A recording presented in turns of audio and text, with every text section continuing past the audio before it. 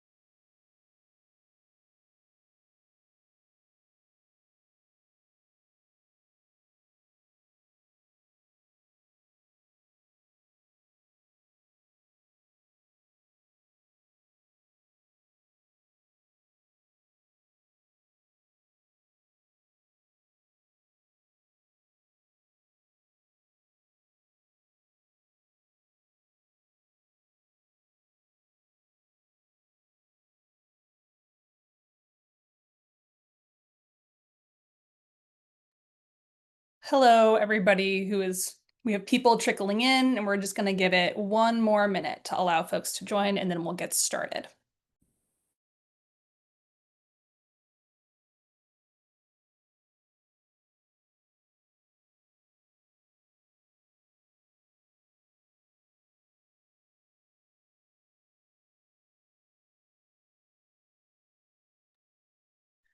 Okay, I think we're going to get going here. So, good afternoon, everybody. Thank you so much for joining us.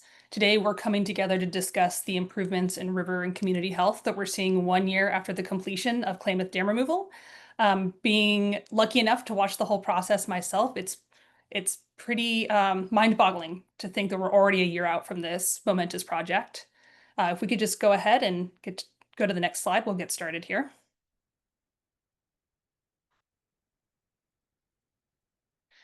So my name is Ren Brownell. I was formerly the Public Information Officer for the Klamath River Renewal Corporation, the entity that was tasked with the removal of the dams. And I was in that role during dam removal implementation. And today I will be serving as the host for this discussion. Joining us today will be Damon Goodman, Mount Shasta and Klamath Regional Director for California Trout, Taz Soto, the Senior Policy and Research Advisor for the Cutug Tribe, Barry McCovey Jr., the Yurok Tribal Fisheries Department Director with the Yurok Tribe, Sammy Joe Diffentorum, the Cultural Preservation Officer for the Shasta Indian Nation. And we'll have these folks briefly speak and present. And after they have concluded, we'll transition into a Q&A session where we'll also be joined by Mark Herford, the Klamath Anadromous Restoration Program Project Lead for the Oregon Department of Fish and Wildlife, as well as John Oberholzel Dent, the Watersheds Biologist for the Cutug Tribe. Now, if you have questions that pop up during the presentation, please feel free to ask them via the Q&A button that you should see at the bottom of your screen, and we'll get to them after the presentations. Our goal is to have about 20 to 30 minutes to answer your questions. And with that, I'm going to pass it over to Damon Goodman. Thank you. Yeah, thanks, Ren, and good afternoon, everybody. In this section of the conversation, I'll be talking about what we've learned about dam removal through the lens of a fish, and I've labeled this "What Salmon Are Teaching Us About Dam Removal." Here are a couple individuals that migrated up to spawn soon after dam removal last year, a couple Chinook there in Jenny Creek. And what the fish have shown us is something extraordinary. The river seemed to come alive almost instantly after dam removal, and the fish returned in greater numbers than I expected and maybe anyone expected. So I'm happy to bring those results to this group and share some of the ways we're learning about this process. Next slide, please.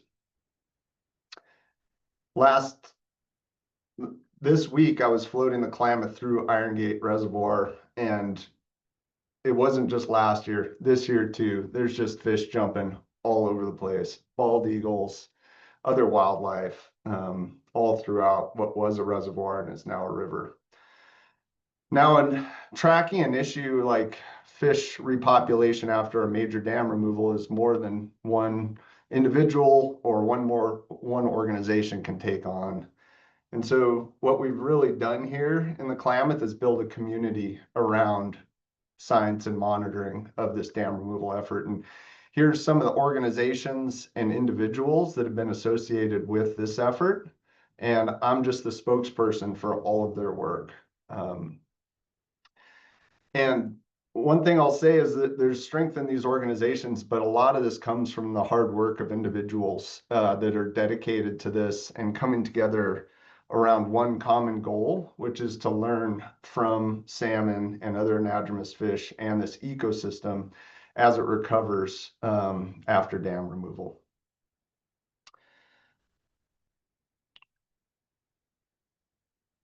We hope this group came together with some common goals, and that is to support management and guide future restoration in the Klamath, as well as inform future dam removals in other rivers. Next slide, please.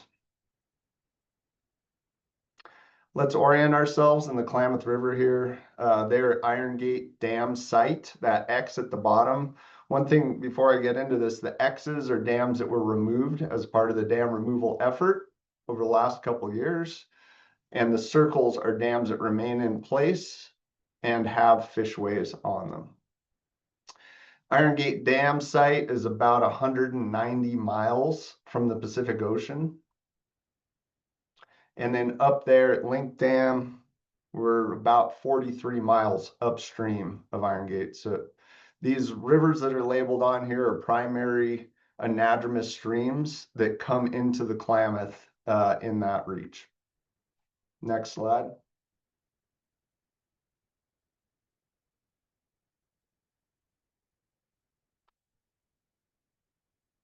Thank you. This fish monitoring effort is likely the most comprehensive science and monitoring project ever done to evaluate a dam removal effort. We've come together as a team to develop an approach that's both complementary and coordinated. Here are some of the primary elements that we're using to monitor repopulation of fish. We have sonar and video weirs tracking the abundance of timing of returning fish. We have ground or boat surveys documenting spawning habitat and distribution of fish when they're in the tributaries and main stem Klamath, covering 70 miles of river. We have telemetry both in radio tags and pit or passive tagging, and that tracks the migration behavior of individuals as they repopulate this habitat. We have netting and environmental DNA, which is we're tagging species with this netting. We have species composition of the run that returns through these efforts. And then also we're using these techniques to further inform the distribution of fish in their return. And finally, we have traps that catch downstream migrating fish and track the abundance of those downstream migrating fish. And so all those elements together really help inform this story that's unfolding in front of us of the dam removal and how the fish respond to it. And this approach was adapted from science done over the last decade in the dam removal on the Elwha, but then scaled up to meet the scale of the Klamath. We're talking over 400 miles of newly opened habitat from this one restoration effort. Next slide. And these are images of how this team works together in the field. And you know, it's fun at times to track this, and there's a lot of enthusiasm from the crews. They were out there just this week. And that picture on the right in the middle is a Chinook salmon tagged with a radio tag, and that was last week. The photo on the left, I really like this because this shows the collaboration of our teams in action with Alex Karoum from the Karuk tribe, with Keith Denton, one of our expert support from the Elwha, Rosemary from CDFW, and Jordan Ortega from the Klamath tribes. And this is how our crews work together in the field to get this work done. Next slide. Here's some of the results that are coming out from last year's project. Yeah, go ahead and play that video. This is an example of what the sonar data looks like. And that is a video. It's a little choppy over Zoom, but that's a fish swimming by the sonar. We have the sonar located at the previous Iron Gate Dam site, and that is tracks, that's a 24-hour a day recording of fish passing that site, and it's done using sound and sonar. And so that allows us to see across the transect from one bank to the other, regardless of the turbidity levels. And so we were able to get a good estimate of fish, regardless of high turbidity or sediment transport that was going on after dam removal last year, and continues today.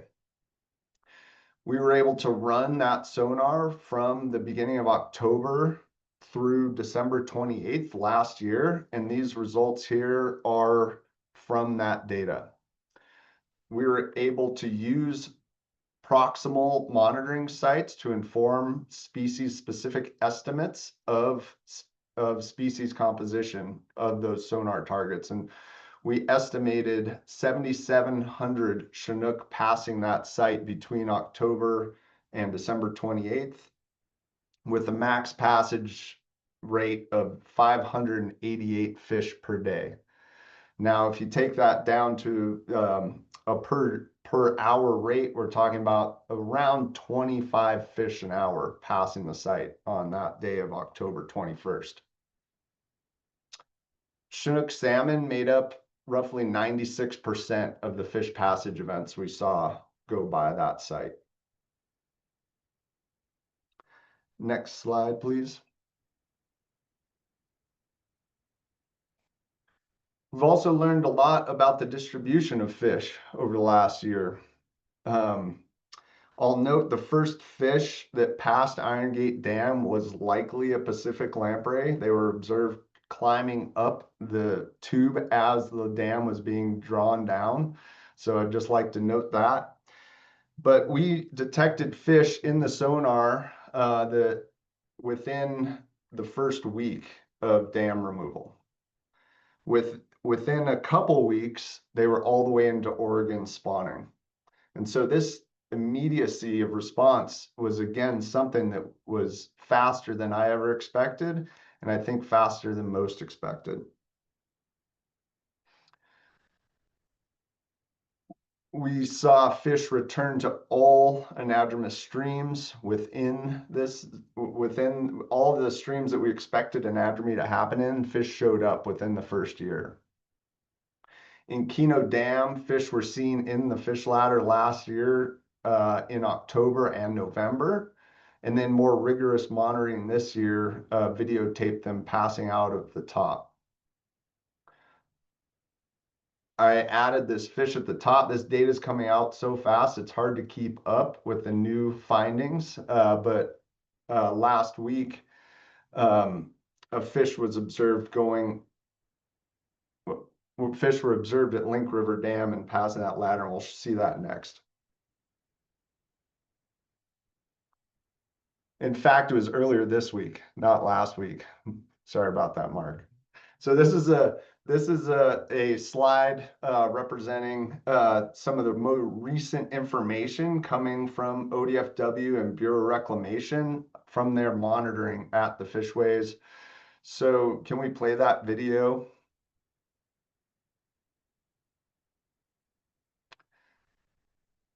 There we go. So that was the first video of a Chinook salmon ascending Keno Dam fish ladder on the Klamath River, and that was September 24th of this year. Up at the top is a better image of a Chinook salmon jumping over that with enthusiasm. Below we have Link River Dam, which is the gateway to Klamath Lake. And that image on the top right is an image of a fish, a Chinook salmon leaving the fishway at the top of Link River Dam and entering Klamath Lake on October 7th, just a couple days ago. With that, I'll hand it to the next speaker. Thanks, Damon. It's really exciting to see fish making it so far up in the system. And so we can go ahead and go to the next slide. We're going to pass it over to Taz Soto, who's going to talk about some of the water quality improvements we're seeing. Yeah, good afternoon. Yeah, water quality during the dam removal was obviously something that we paid very close attention to, and we were able to do that because the Karuk tribe runs a whole network of water quality, real-time water quality monitoring stations downstream of the dam removal. So this data is from the water quality monitoring station, I believe, right downstream of Iron Gate Dam.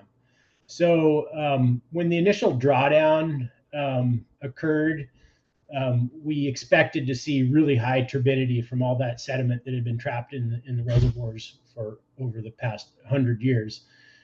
So when you look at this chart, this is the entire year during the drawdown, and the drawdown was um, planned to start in the wintertime of 2024 to basically minimize the impacts on fish. We knew there was going to be impacts.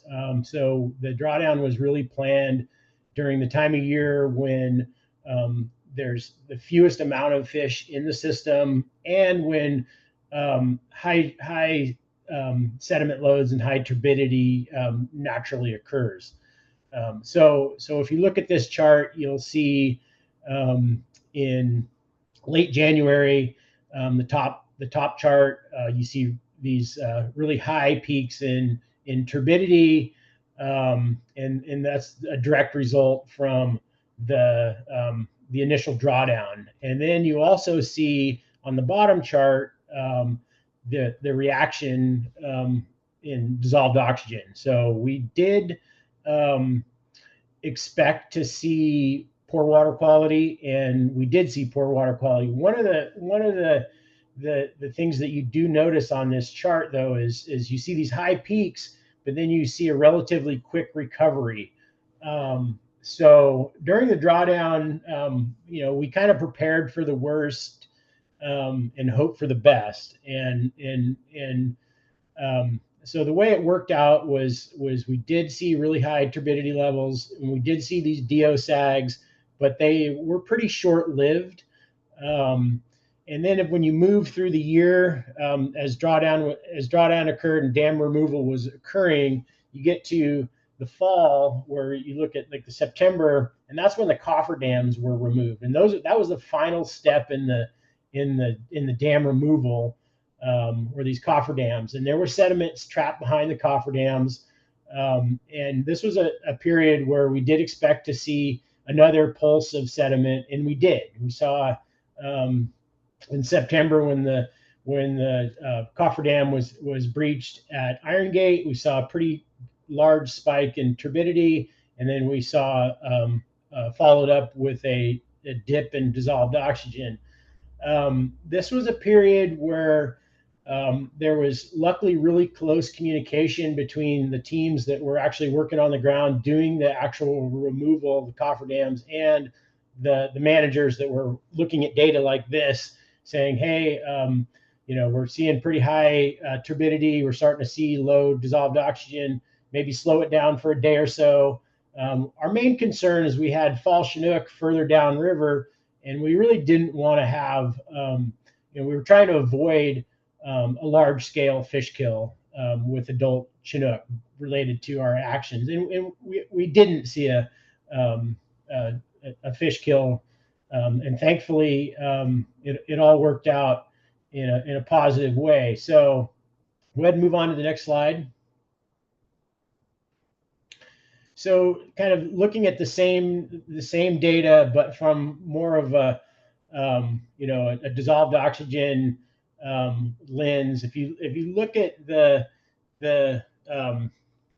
I guess the purple 2025 with dams out. So this last year.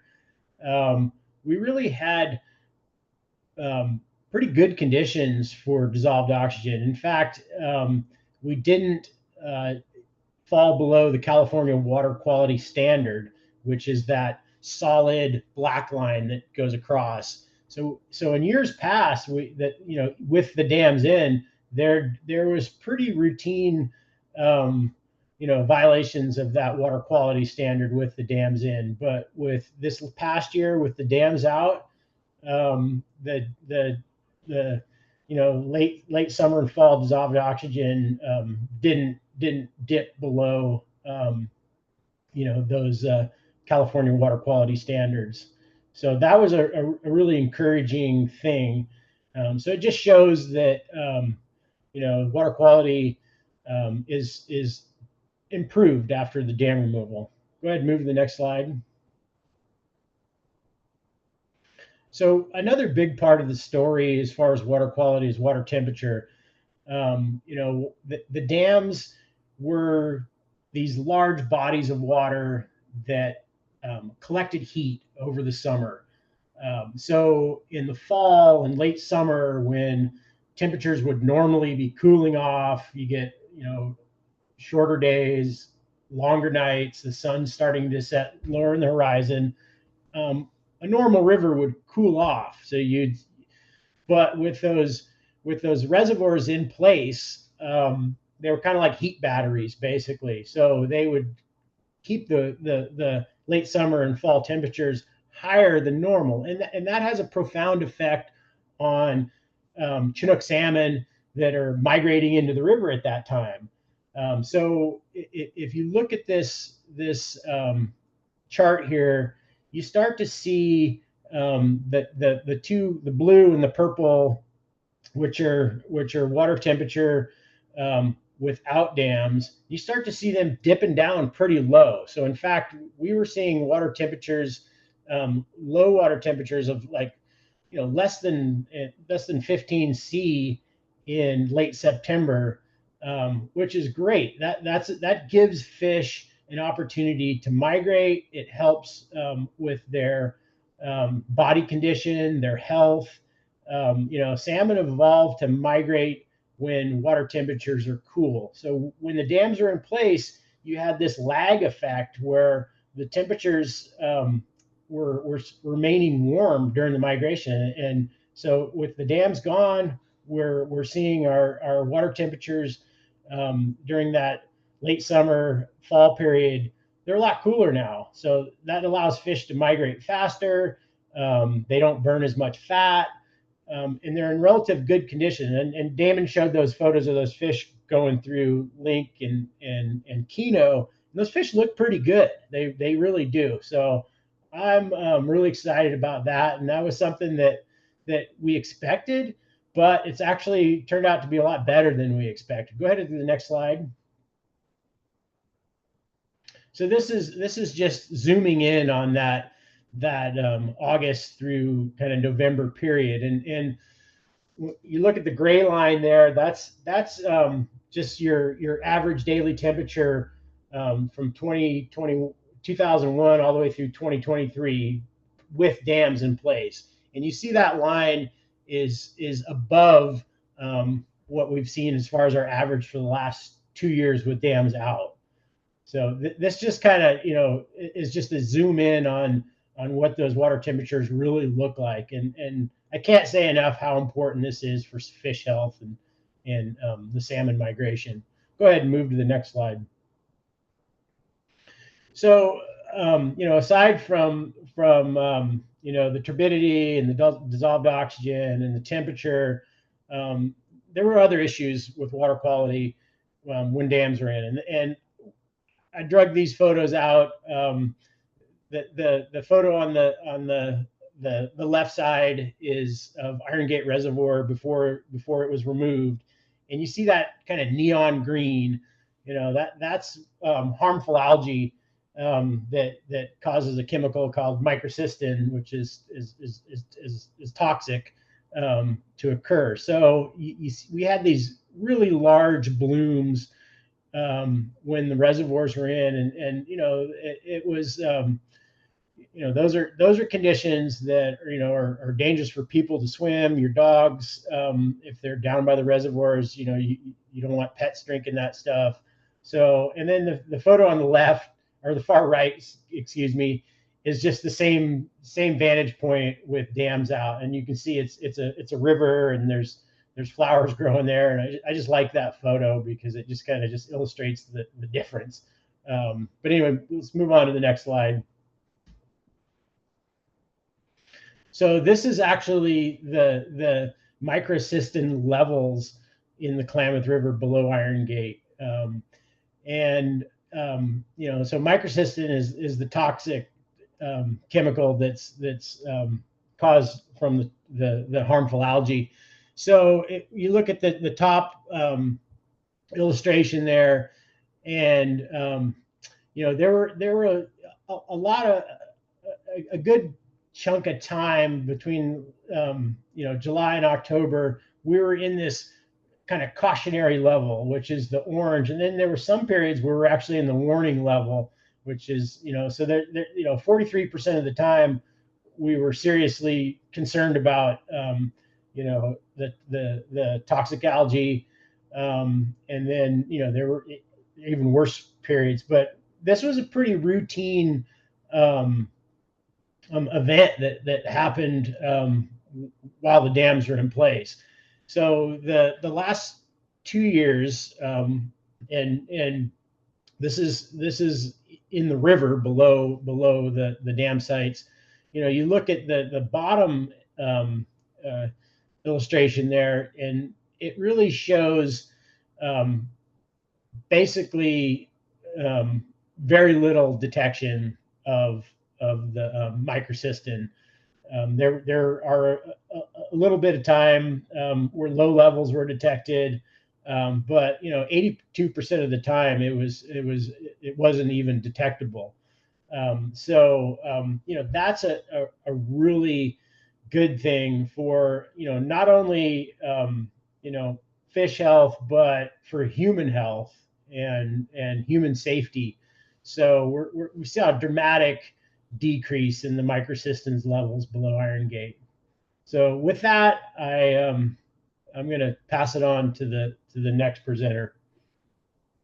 Thanks, Taz. And I can definitely attest to the fact of growing up on the Klamath River. The river is very different now with those temperature and algae improvements. Those changes are very tangible. So now we're going to pass it over to Barry McCovey Jr., who's kind of going to talk about what these improvements in river health mean for Klamath salmon and also the communities along the Klamath River. Thank you, Ren, and thanks everyone for joining us today. So as we've seen from the previous two presenters, Taz and Damon, there's a lot of data out there and quantitative results that are showing these improvements that we're seeing in the Klamath River after dam removal. Here on the lower river, which I'm going to kind of focus on the Yurok Reservation, the lower Klamath River, the lower 44 miles. We're seeing that also, and we're collecting data, and there's some quantitative results that'll be coming out soon, kind of to show some of the things I'm going to talk about. But for now, I think in this presentation, I'm going to talk more qualitatively and about the experience that people have had on the river this past year since dam removal occurred, and kind of what we're seeing here in the lower river. I think one thing that people have talked a lot about is something that Taz addressed, and that's the water quality. So people are recognizing and noticing that the Klamath River, the lower Klamath River, is a lot more clear than it used to be. It seems to be less algae, less single-celled algae like the microcystin, the toxic algae, but also the bigger algae. We have a fishery here on the lower river that's really important to the Yurok tribe, and we fish with gill nets, and a lot of times it becomes very difficult to fish with gill nets when there's a lot of suspended algae. The algae clogs up the nets, and we can't fish, and that happened a lot over the years. And one thing that we noticed this year was that in spring, summer, and fall, that wasn't really a huge issue, and so we're seeing decreases in the amount of that filamentous large algae that's floating down the river, and that's improving people's ability to catch fish, and that's a major thing to Indigenous people and to people in general. I think another aspect that Taz referred to, having to do with the water quality and the microcystin, is tribal people use the river for a number of different reasons, but one of them is for cultural and spiritual purposes. And when we have, warnings, and when we have um, posted toxic levels, people can't use the river. And the river is very much a part of spiritual health for tribal people. And as the graph showed, this year there was a lot more time in the river where it was safe, and that's a big deal, because we no longer have to worry about entering the river for spiritual purposes and worry about getting sick. So that's something that's really important to the indigenous people of the Klamath River Basin.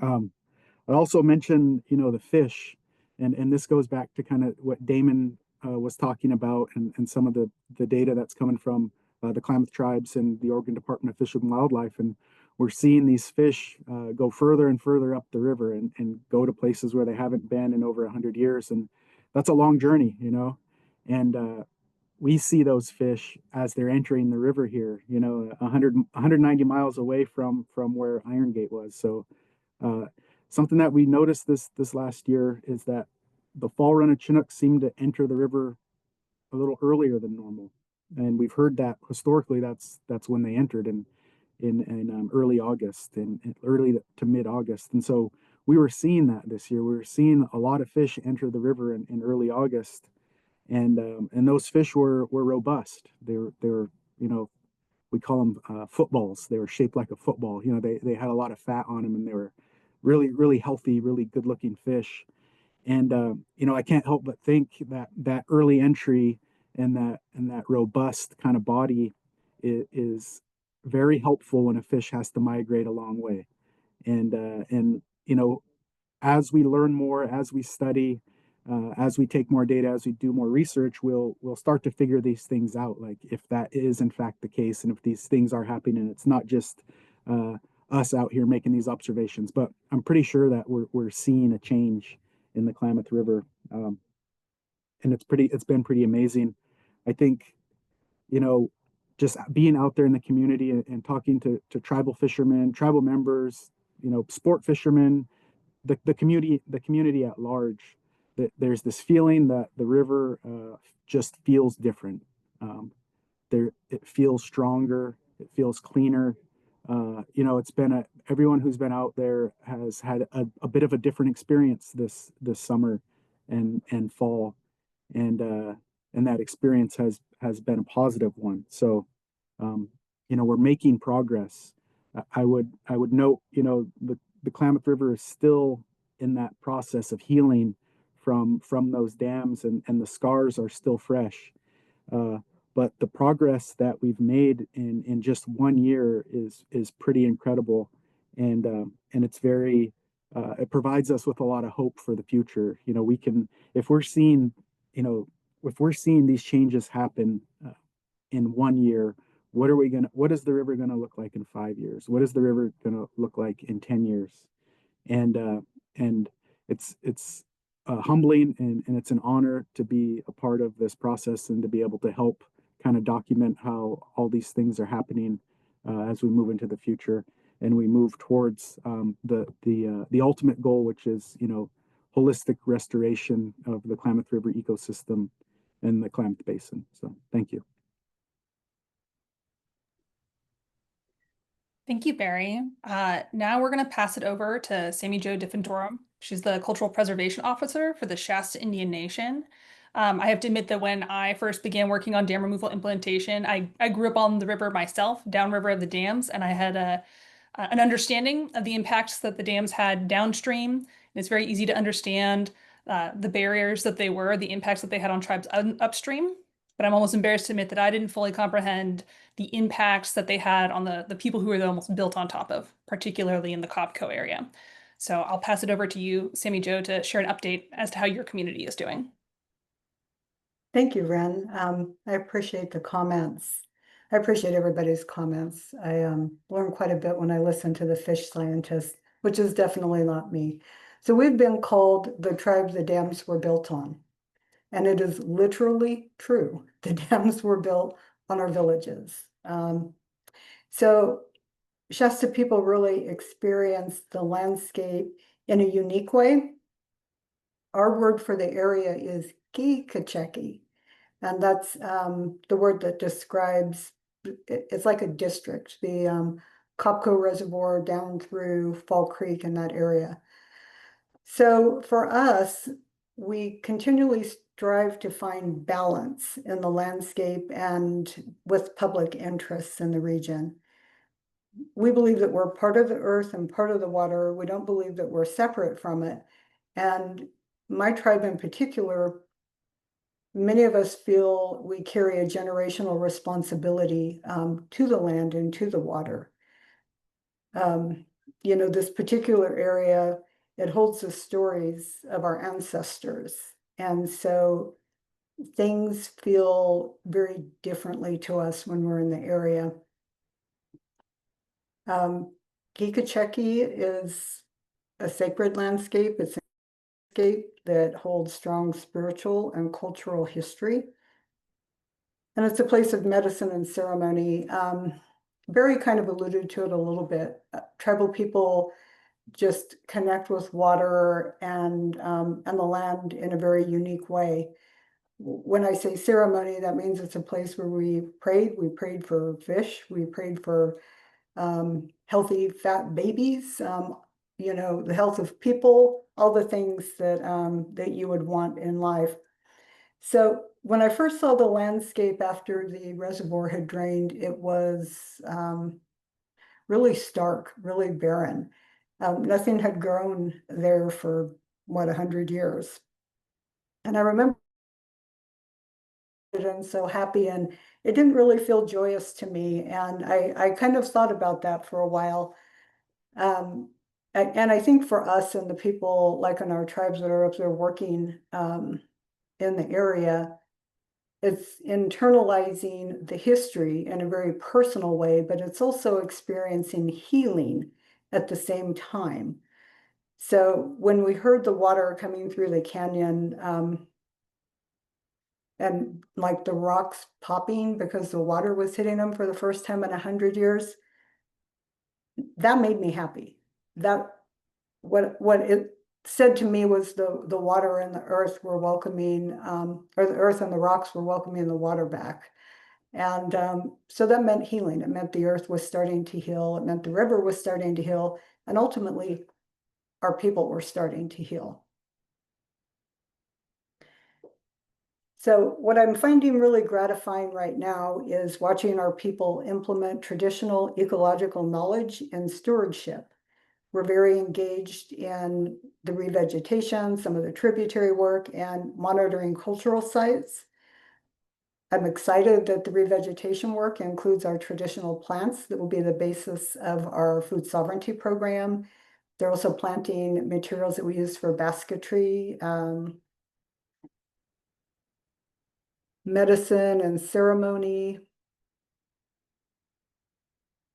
And I think with the food sovereignty program, for those who aren't as familiar, the goal is to really make traditional foods available to our tribal people, and it's to improve our health after the negative effects of eating processed foods to return to a more traditional diet. Evidence has shown that it reverses the effects of things like diabetes from eating processed food. And I believe that generational teachings and sharing that knowledge is really key in all of this. So as you've likely heard, the governor of California had announced in 2024, I believe it was June of 2024, that the return of 2,800 acres to Shasta Indian Nation, which was epic. It is epic. This is probably the most important thing to happen in many generations for our people. These lands include important sacred sites and ceremonial sites. And in June of 2025, we held the salmon calling ceremony for the first time in over 100 years at Kuchashchash.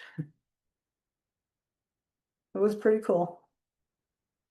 We also moved into the office up at Kuchashchash, and we have a tribal member living in the residences, so we have full-time caretaker on site. So these seem like small things to people, but these are huge milestones to us after having been displaced from the area for such a long time.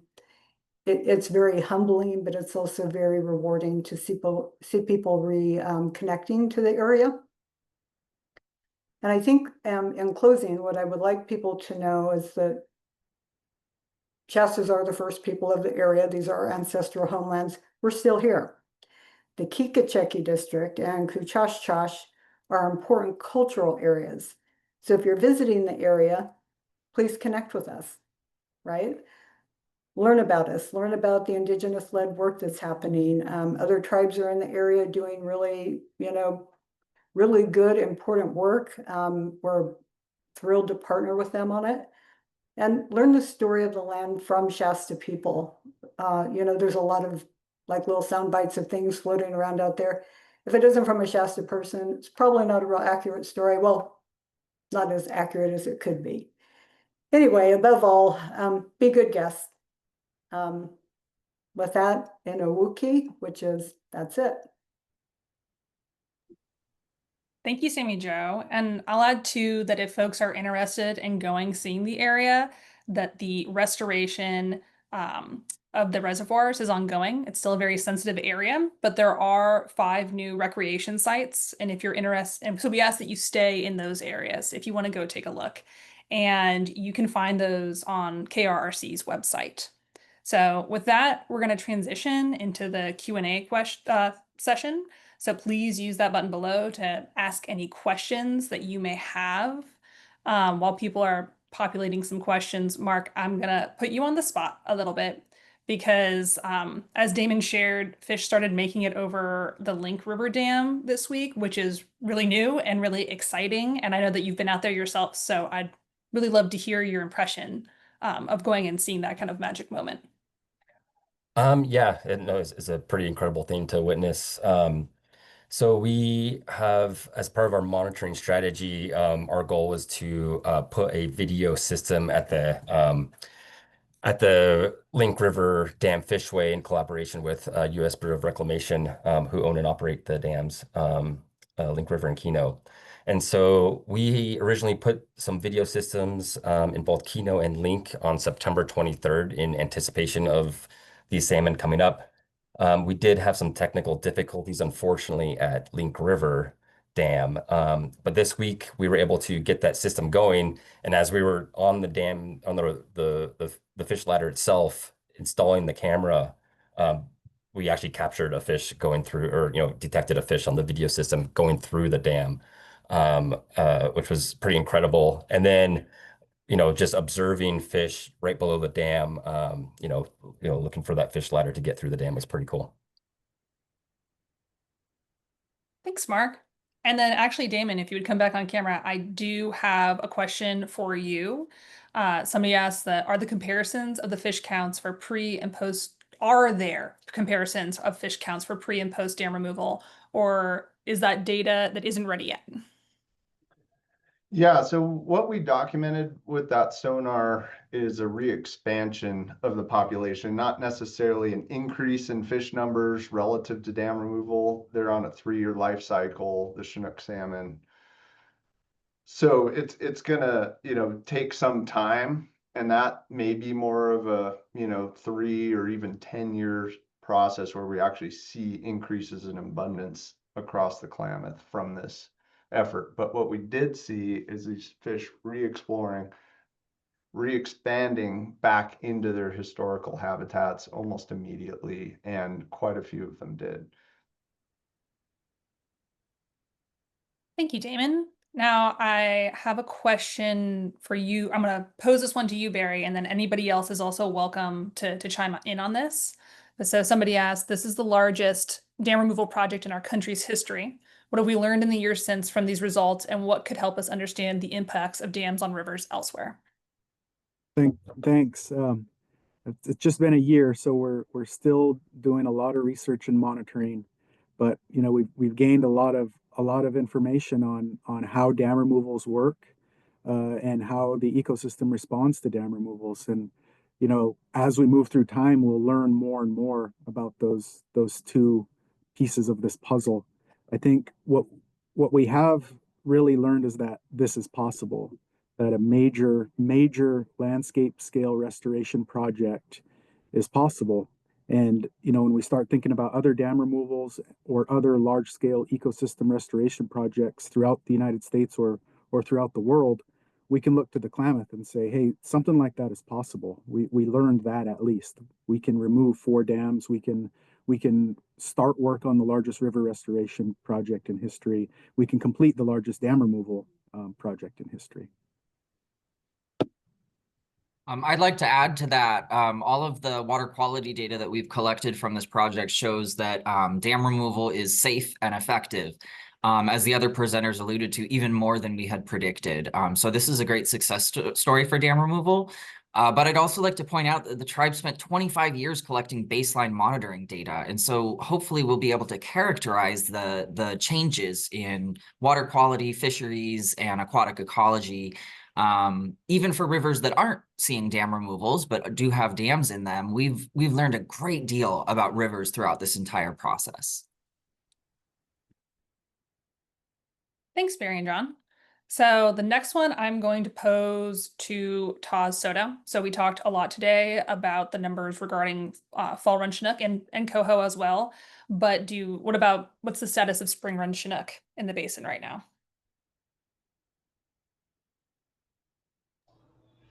Yeah, so the status of spring run Chinook. Well, as some of you may or may not know, spring Chinook were historically the largest population of Chinook in the Klamath Basin prior to the dams being built.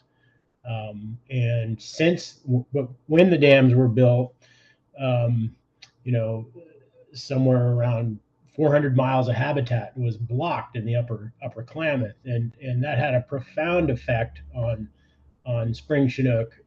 You know, spring Chinook are salmon that typically migrate the furthest up river systems and spawn in the headwaters. So they're really the head of the run.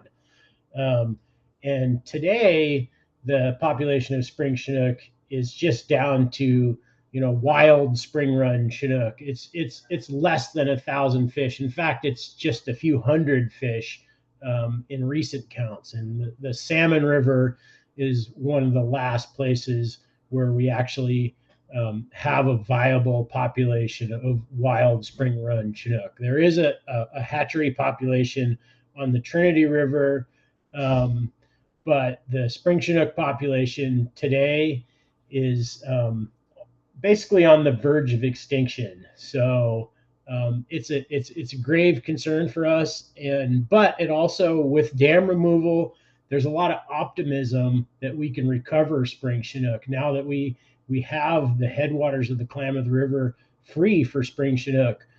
So it's going to take a lot of work. Like I mentioned, there's just not a lot of these individuals left. So anyway, I can you know, pass it off to anyone else that wants to talk about spring Chinook, but we have a lot of work to do to get spring Chinook back in this river system, but we have an opportunity to do that now with dam removal.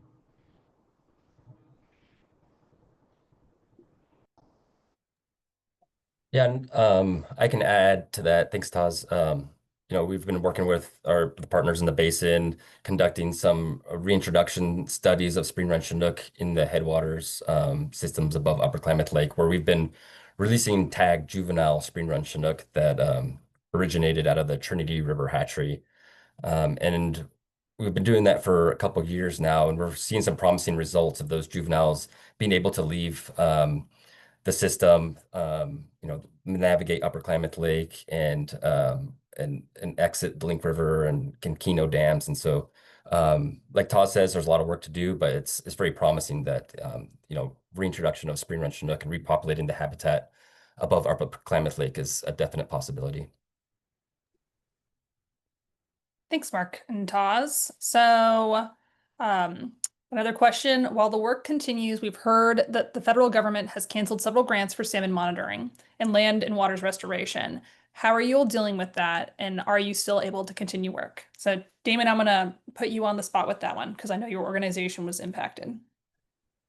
Yeah, thanks for that, Ren. You know, the value of the information we're collecting, we're at the beginning of learning about this restoration effort. 1 year out, we have some amazing initial results, but this story is at the beginning of recovery for the Klamath.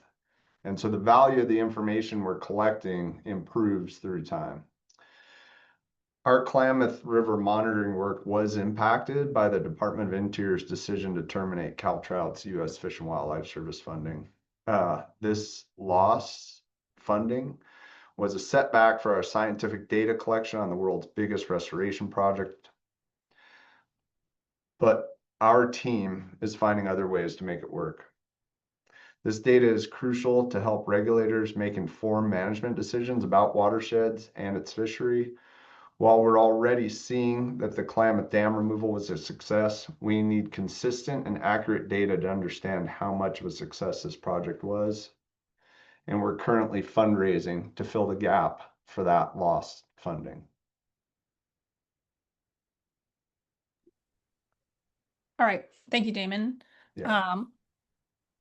So sorry, I have a lot of questions and we're going to do rapid round to see if we can get everybody's answered. And if we don't get to your question, feel free to reach out to us via the contact in the advisory and we will make sure that any of your questions that we might have missed do get answered.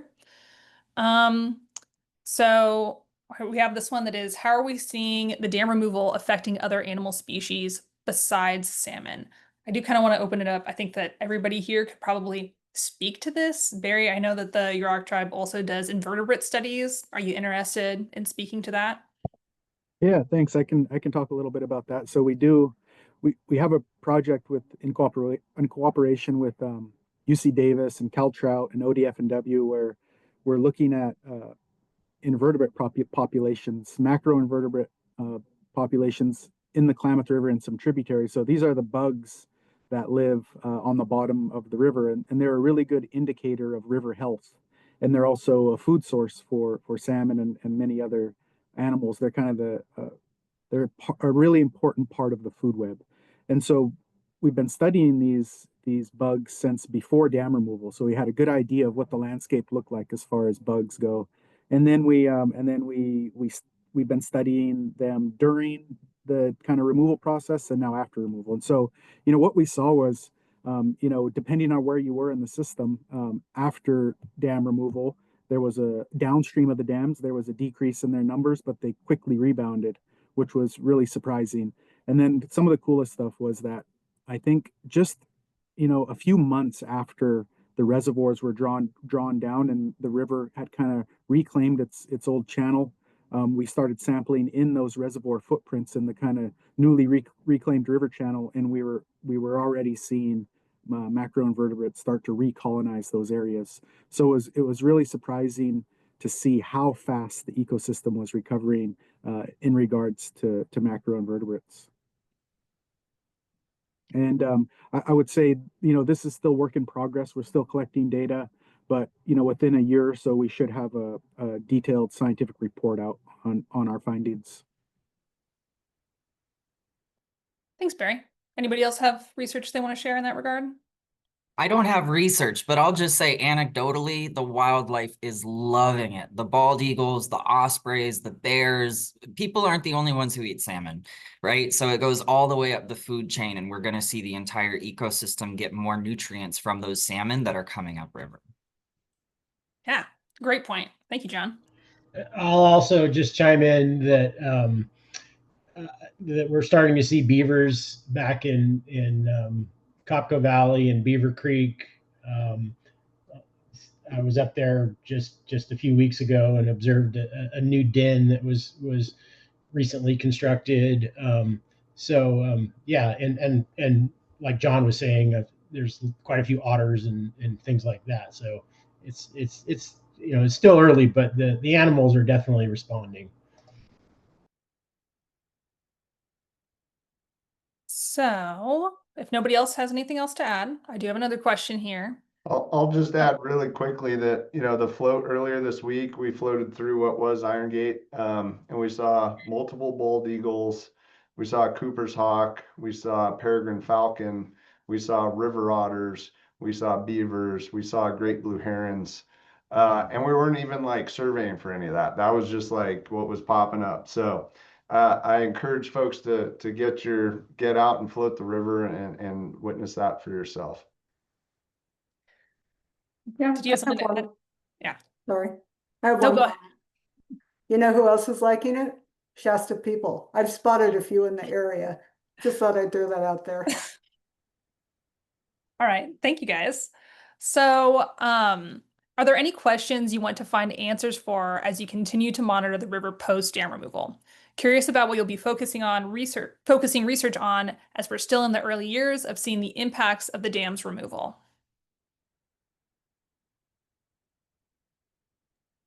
Any takers? We are currently seeking more research funding to be able to publish all of the incredible data that the tribes have collected in the past few years.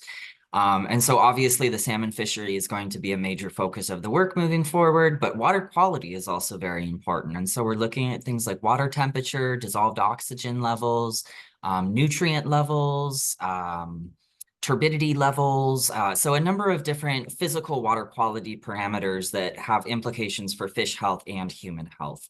That being said, there is so much work to do on this dam removal, and we are going to have to do some picking and choosing of what the important stories are, but there's plenty to choose from.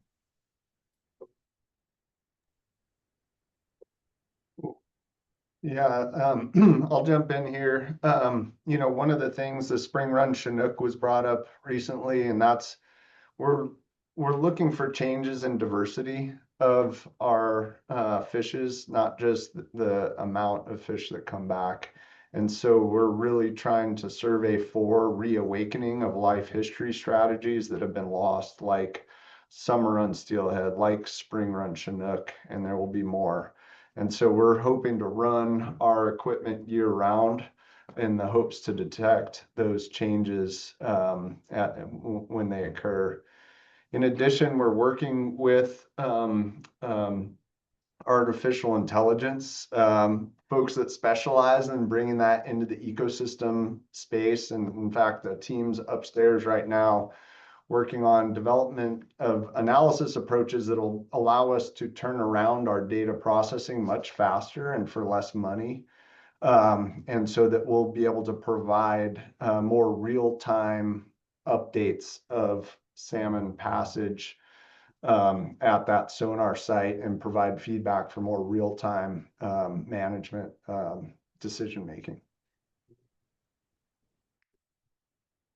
Okay, and I think we have time for this other question here too, that I heard that naysayers say that the salmon would never get past Shasta Lands and the small waterfalls there. Yet they got right by them and got to their old spawning grounds. Does anybody have any comment on this?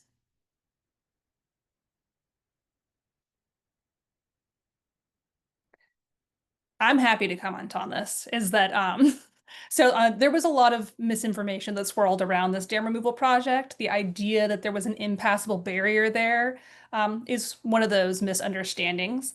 And in fact, there was a barrier there around 600,000 to a million years ago. A huge lava flow crossed the Klamath River and created an ancient lake there. But that was not in any sort of recent history, right? We're talking about geologic time here. And so there was something there a very long time ago, but salmon had been in the river and above that site for many hundreds of thousands of years, right? And so I would say, one, that was a misconception, and two, we always knew that salmon would repopulate up there. Not only is there indigenous knowledge that salmon used to make it all the way up there, and there was also a lot of research done to that effect as well. So if anybody else has additional comments, you're welcome to chime in. Otherwise, I'll ask the last question we have. So the last one here is, has the past year changed what we might expect future fall run Chinook numbers to look like? Or is there not enough information to make assumptions about what we'll see in coming years yet?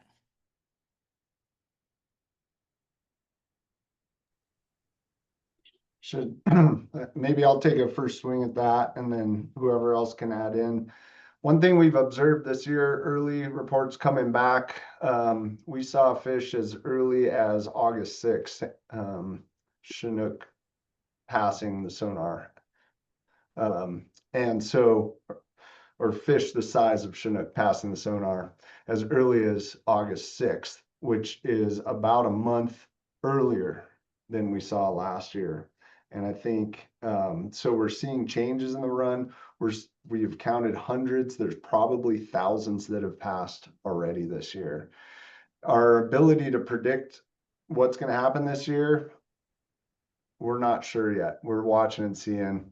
It's a little early for that. We're hopeful that we'll be able to beat last year's run, but we're not really sure yet. Does anybody else want to weigh in on that?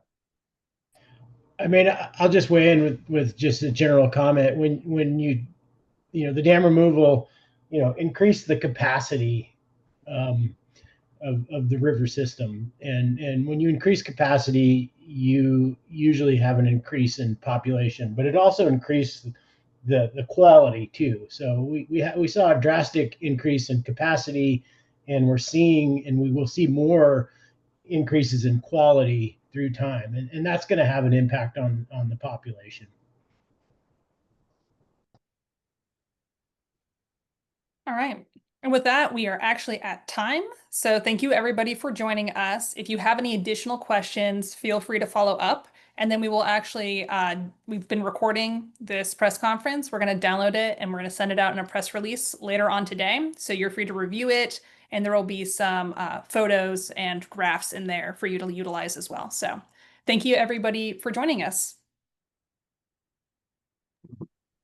Thanks, Ren.